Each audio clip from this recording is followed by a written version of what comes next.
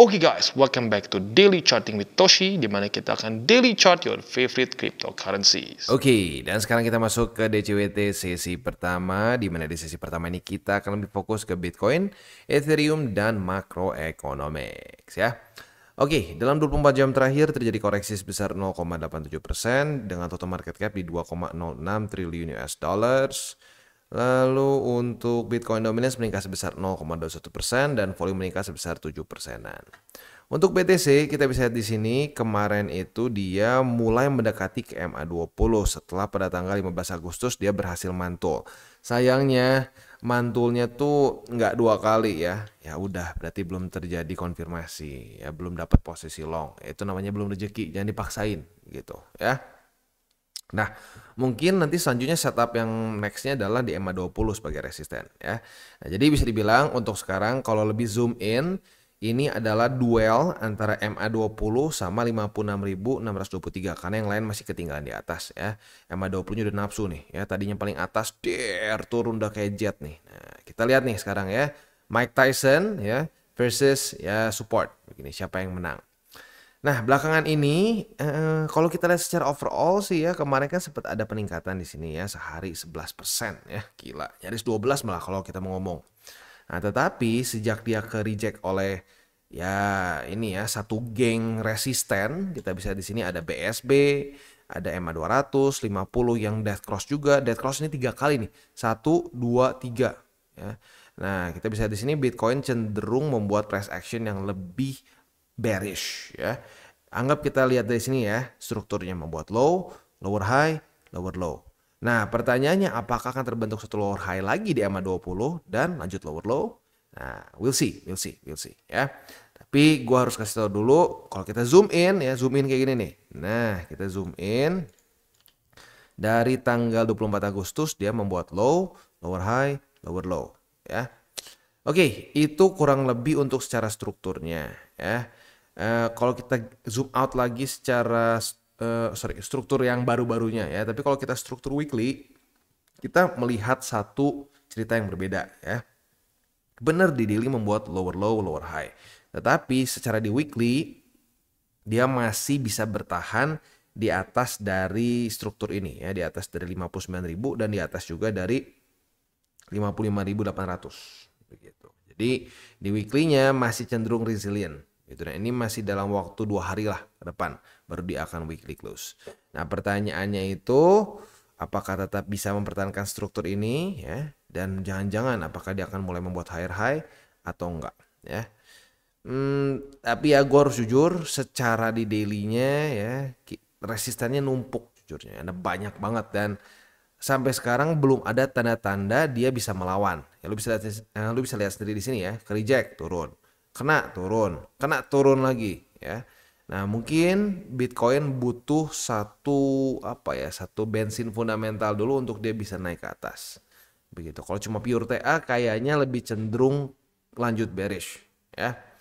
Ya, tapi ya tinggal kita lihat nih ya minggu depan ada apa, karena kalau minggu ini sih udah habis ya, hari ini udah nggak ada apa-apa ya, ada sih tapi maksudnya udah nggak terlalu ada yang bintang 3 lah gitu kasarnya ya, bintang 2.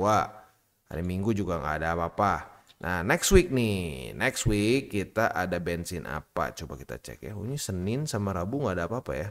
Oke, Senin Rabu nggak ada apa-apa, dikasih nafas kita ya. Lalu nanti hari Rabu itu akan keluar crude oil inventory satu nih ya, tapi dibilang ini ekstrim banget ngebuat market bergerak sih nggak juga ya kalau dari pengalaman gua. Tapi tetap bintang 3 jadi harus kita perhatikan juga. Nah, lalu di tanggal 22 Agustus, nah ini dia ya, jam 1 malam akan keluar FOMC meeting minutes. Nah, ini bisa nih mengguncang market nih ya. Lanjut lagi akan ada initial jobless. Wah, oke, sip. Berarti ya minggu depan tetap masih akan keluar banyak data-data bintang 3 yang historically speaking bisa membuat market bergerak ya. Terus apa lagi ya? Ya pokoknya adalah ya cukup banyak lah. Ada new home sales, tapi mungkin yang di highlight adalah nanti di sini nih. Di tanggal 22 Agustus akan ada FOMC meeting minutes dan juga akan keluar initial jobless claim. Ya, itu 2 hal yang kemungkinan bisa membuat market ya ekstra volatile ya. Oke. Itu kurang lebih gambarannya. Nanti tentunya kita akan bahas dari hari ke hari juga. Jadi tenang, nggak usah takut. Kita pasti bakal sebisa mungkin membuat para subscriber kita dapat info yang udah paling gampang untuk dikunyah. Begitu ya. Yang susah-susahnya gue jadi kayak burung nih. Wah, gua kunyahin dulu. Nanti tinggal gue kasih yang udah tinggal bisa dicerna dengan gampang.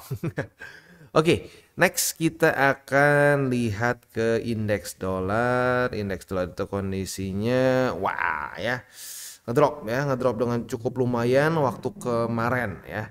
Nah, jadi ya gimana ya, kondisi US ini masih dalam apa ya, masih dalam bahaya sebenarnya ya. Datanya kadang-kadang bagus, kadang-kadang enggak, kadang-kadang bagus, kadang-kadang enggak.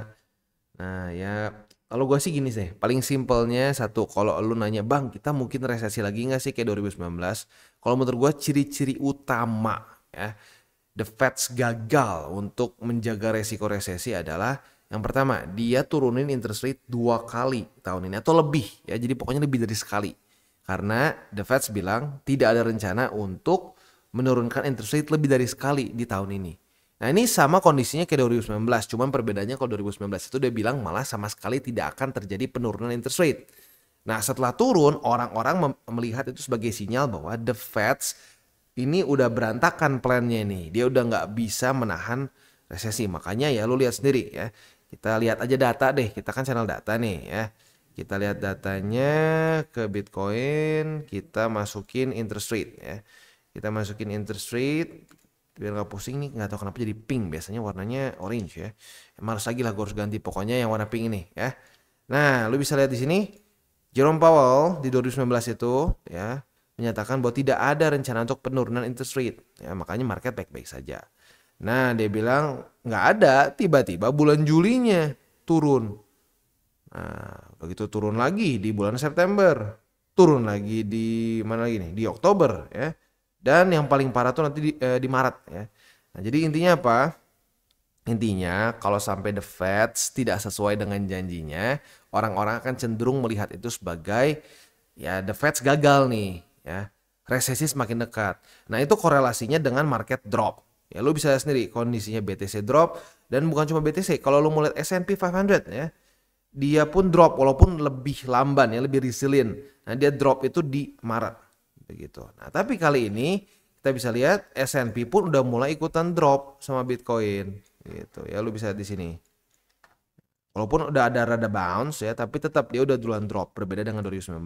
Ya jadi very interesting ya. Oke, selanjutnya kita akan lihat Bitcoin dominance. Bitcoin dominance ini sekali lagi adalah reminder ya. Altcoin season itu keluar bukan dengan cara diketok atau dengan cara apapun itulah ya. Kita mengklaim apa altcoin season sudah mulai. Enggak, market nggak peduli sama klaim lu, nggak peduli sama ketokan lu, nggak peduli sama apa-apa. Dia peduli sama data dan fakta. Ya. Nah data dan faktanya seperti para subscriber kita yang kemarin ngomong masih kering ya, masih kering ya, susah gitu. Lu kayak gini nih, lu lagi di sungai nih, saya tetapkan sungai ini penuh dengan air, padahal tuh sungai lagi kering, belum ada tanda-tanda hujan, belum ada tanda-tanda apapun gitu. Ya mungkin nggak terjadi ya kalau kita mungkin lu di dalam zaman dulu gitu ya, zaman wah, berapa Masehi gitu ya, waktu lu ketemu nabi-nabi ya mungkin jangan-jangan dikasih sesuatu ya ekstra jadi lu bisa bikin sungainya tiba-tiba berisi air ya. Tapi lu bukan nabi apa-apa gitu kan. Nah makanya gue bilang kan, sering banyak sekali nabi palsu. Karena ya itu mereka tuh di sebelah sungai lagi kosong, dibilang lihat sungai ini akan penuh. Taunya ya nggak penuh gitu. Ya karena masih kemarau, belum ada liquidity ya gitu ya. Dan liquidity itu nggak susah seperti yang gue bilang tadi ya. Mau lihat liquidity itu cuma interest rate sama balance sheet ya. Kalau interest rate-nya itu masih tinggi, balance sheet-nya masih terus turun kayak begini, itu nggak ada liquidity, kurang liquidity. Di masa-masa itu Bitcoin dominance ngapain? Ya ngehajar alts. Jangan percaya gua, lihat data, seret ya. Cek lagi ya cycle sebelumnya, apa yang terjadi? Nih interest rate udah tinggi nih ya, lagi meningkat bahkan. Ini turun, apa yang terjadi? Seret ya. Paling cuma ada kalau sampai lu mau ada altcoin season kecil-kecilan tuh kayak begini, yang unyu-unyu gitu. Lu kalau mau dapet yang kayak begini nih ya, yang monster, Lihat apa yang terjadi. Interest rate turun, ya di bawah udah terjun payung, balance sheet naik. Ini artinya liquidity banyak. Orang-orang berani mengambil resiko lebih. Begitu loh. Nah, jadi makanya kalau kita ya di sisi data dan fakta, bukan di sisi dukun mendukun bakar menyan, ya kita akan lebih profit di market. Begitu ya. Oke. Kurang lebih seperti itu gambarannya. Sekarang kita akan masuk ke buy limit. Tetapi sebelum kita masuk ke buy limit, seperti biasa gue akan disclaimer dulu bahwa semua konten dari TCI bukanlah financial advice. Ini semua bentuknya adalah edukasi ya. Lalu bagaimana cara untuk mendukung TCI? Ada banyak caranya. Lu bisa like our video, bisa share our video, atau juga bisa menggunakan link referral kita di bawah. Dan sekarang kita akan dengar lu pesan-pesan dari sponsor kita pada hari ini. Oke, today's video is brought to you by Bybit. Di mana di Bybit ini kita bisa melakukan berbagai macam hal, ya, mulai dari yang newbie sampai yang sudah advance. Buat mungkin lo merasa bahwa, aduh bang, gue masih nggak ngerti nih TA, gue masih nggak ngerti charting dan seterusnya, tapi pengen akumulasi, pengen DCA murni. Bisa, lo tinggal masuk ke sini, one click buy, di mana lo bisa pilih lo mau pakai apa, ya, fiatnya. Lo tinggal pilih juga asetnya apa, ya. Misalkan lo pengen akumulasi BTC. Misalkan setiap hari Senin jam 7 pagi, misalkan gue pengen akumulasi BTC sebesar Rp100.000 misalkan ya, lu bisa langsung lakukan di sini, bisa peer to peer, bisa Dana, Bank BRI dan lain-lain. Ini gila ya, bisa pakai BCA Mobile dan seterusnya. Jadi Bybit ini memang cocok banget buat orang-orang yang tinggal di Indo ya, bisa langsung pakai bank-bank yang memang sudah biasa kita pakai di Indo ya. Nah, buat yang intermediate sampai advance juga di sini ada spot, nah, dan juga ada leverage tokens, dan tentu juga ada derivatives trading, di mana kita bisa menggunakan kontrak yang USDT maupun USDC. Jadi di sini lo bisa pakai USDC ya, karena nggak semua exchanger bisa menerima untuk futuresnya pakai USDC ya. Dan tentunya juga lo bisa earning bunga juga dari kripto lo dan lain-lain. Dan tentu juga di sini kita bisa melakukan copy trade ya, di mana copy trade dari Bybit ini sudah cukup terkenal ya, dan kita bisa mendapatkan keuntungan juga. First copy trade kita bisa ada protection 100 USDT loss coverage ya, dan seterusnya ya. Jadi buat lo yang tertarik bisa silakan pakai. Klik di link referral kita di bawah. Kita masuk ke Bitcoin. Untuk Bitcoin buy limitnya kemarin lusa berhasil mantul. Jadi secara posisi futures ya belum ada ya. Mungkin setup terdekat kalau sampai terjadi retest 1, retest 2 di EMA20 ya. Nah, kalau sampai seperti itu ya, kita bisa buka posisi short dengan target TP di 56.623. Kalau lu lebih agresif, kalau lu lebih konservatif, boleh di struktur baru di sini nih ya, di angka 57.580.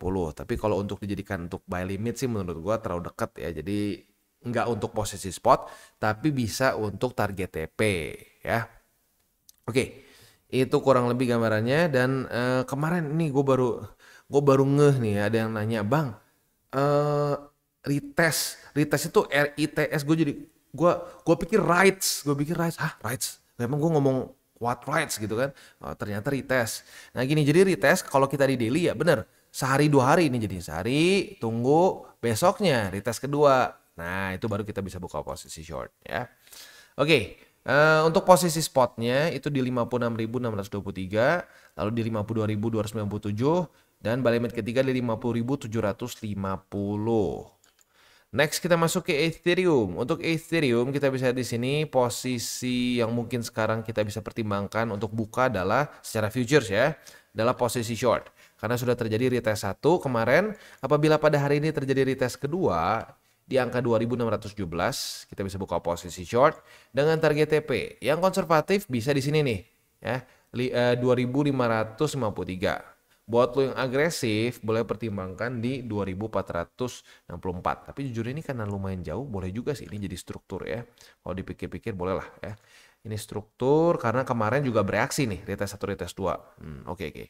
Sip, jadi secara spotnya jadi naik sedikit nih ya. Untuk buy limitnya ada di 2552, di 2464, dan di 2419 ya. Jadi kurang lebih seperti itu gambarannya untuk di Bitcoin dan Ethereum. Nah sekarang kita wejangan dulu deh ya, wejangan untuk para newbies ya. Nah untuk para newbies ini yang lagi-lagi kalau menurut gua banyak orang berpikir masih baru nih, wah bang gua harus sebanyak mungkin TA, wah harus semua jenis candle gua hafal ya bentuknya. Oh ini apa namanya hanging man, lalu double top ya, triple top bla bla bla bla. Enggak, menurut gua para newbies itu ya sebelum mikirin TA ya lagi-lagi yang paling penting adalah mindset ya. Kalau mindsetnya salah itu akan lu mau sepinter apapun ya kan gue udah pernah cerita ya beberapa kali. Ada teman gue itu TA gue akan akui dia lebih pinter daripada gue. Lu mau tanya indikator apapun yang bahkan yang lu baru tahu itu ada aja dia ngerti cara pakainya ya. Ngerti semuanya ya. Fundamental hatam ya dan selalu inget lagi oh ya nanti 2 minggu lagi ada data ini oh seminggu lagi wah gila nih orang gue pikir gila nih otaknya semua isinya TA fundamental nih ya tapi mindsetnya salah mindsetnya terus-terusan mencari jackpot gitu ya ya jadi gitu aja ya itu net worth dia udah kayak roller coaster tuh udah kayak di Dufan ya naik ke atas turun lagi jebol lagi naik lagi ke atas turun lagi jebol lagi wah ya.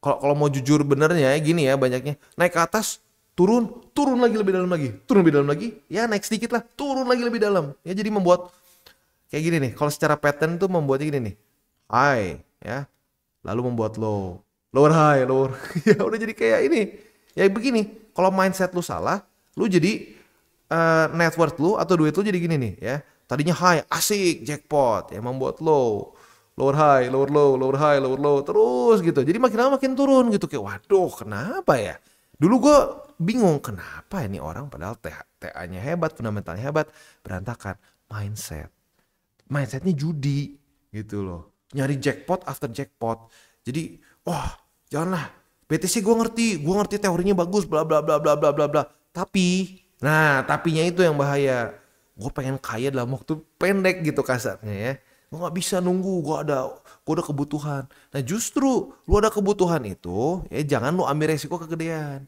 ini makanya gue berkali-kali ngomong kan urusan itu ya sekarang gini deh gue tanya berapa banyak sih orang yang ngingetin terus para subscribernya untuk ingat lu beresin tanggung jawab lu dulu baru invest yang lain kan disuruh udah borong ya all in ya udah semua duit tuh masukin ya udahnya udah jebol hilang dianya nggak tahu kapan gua ngomong kayak gitu enggak gua senario gua bearish dari kemarin-kemarin bearish padahal kemarin suruh orang borong suruh orang all in ya kan bangke itu namanya gitu nah jangan sampai kayak gitu karena gua ngeliat nih orang jadi apa ya gua tuh banyak dapet pengalaman-pengalaman yang puji Tuhan gak perlu kejadian ke gue dulu gitu. Nah gue belajar. Nah gue harap kan gue pernah kejadian nih di 2016 kebanyakan altcoins ya terus ikut-ikut kelas gak jelas buang-buang duit orangnya kabur yang buka kelas gitu ya. Nah semoga lu bisa skip itu juga sama kayak gue nge-skip part dalam tanda kutip berjudi di market ngelihat temen gue itu yang pinter TA pinter fundamental itu jebol karena mindsetnya salah gitu ya. Oke, takut kepanjangan, kita tutup dengan 3 golden rules. Jangan pakai uang panas, jangan over leverage, dan berpikirlah jangka panjang. Oke guys, jadi itu adalah akhir dari segmen DCWT kita pada hari ini. Dan jangan lupa bagi kalian yang merasakan manfaat dari segmen ini, jangan lupa untuk share ke teman-teman kalian. Dan apabila lu pengen mensupport channel kita, ya TCI, jangan lupa untuk menggunakan link referral kita di bawah. Nggak wajib ya, tetapi apabila lu menggunakan link referral kita di bawah, ada macam-macam ya dari Bybit, Huobi, Maxi, toko kripto dan banyak lagi ya. Ya walaupun nggak wajib, tapi kalau menggunakan link referral kita, lu secara langsung membantu perkembangan dari TCI. Dan satu lagi, jangan lupa juga untuk join Telegram group kita, di mana kita bisa ngobrol-ngobrol santai mengenai dunia cryptocurrency secara 2 arah. So, jangan lupa untuk like, subscribe, click the bell icon, and see you on the next video.